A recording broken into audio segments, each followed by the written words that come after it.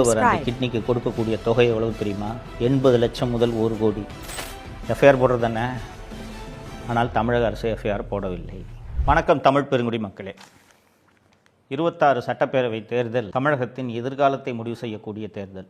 ஒரு குடும்பம் கொள்ளையடிப்பதற்கான அதிகாரத்தை நீங்கள் மீண்டும் அந்த குடும்பத்திற்கு அளிக்க வேண்டுமா என்பதை முடிவு செய்ய வேண்டிய தேர்தல்.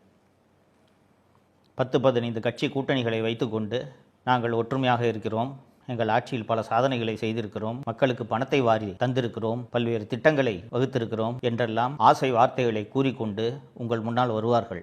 ஆனால் கடந்த 5 ஆண்டுகளில் இந்த ஆட்சியில் என்னென்ன நடந்தது என்பதை நீங்கள் யோசித்து பார்த்து சிந்தித்து மீண்டும் இந்த திமுக ஆட்சி வர வேண்டுமா என்பதை மனதில் வைத்து வாக்களிக்க வேண்டும் என்பதற்காகத்தான் தொடர்ந்து உங்களோடு நான் உரையாடி கொண்டிருக்கிறேன்.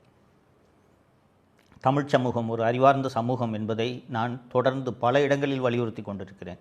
கீழடியில் கிடைத்த கல்வெட்டுகளின்படி 3000 ஆண்டுகளுக்கு முன்பு எழுத்தறிவு பெற்ற சமூகம் இந்த சமூகம். இந்த சமூகம் 2021 தேர்தலில் ஒரு முறை ஏமாந்து இந்த குடும்பத்திற்கு வாக்களித்து விட்டது. மீண்டும் இந்த சமூகம் இந்த திராவிட மாயை என்பதை நம்பி ஏமாந்து இந்த குடும்பம் கொள்ளையடிப்பதற்கான ஒரு வாய்ப்பை கொடுத்துவிடக்கூடாது என்பதற்காகத்தான் இந்த அவலாட்சியில் நடந்த சம்பவங்களை பற்றியெல்லாம் தொடர்ந்து நாம் விவாதித்து கொண்டிருக்கிறோம்.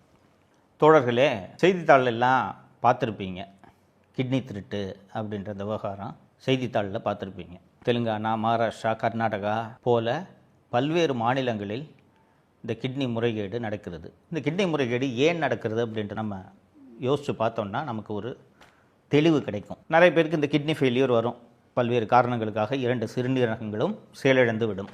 அப்போ அந்த யாராவது ஒருவர் அவருடைய உடலுக்கும் அவருடைய அந்த இரத்த டைப்புக்கும் பொருத்தமான ஒரு நபர் எனது ஒரு கிட்னியை நான் தானமாக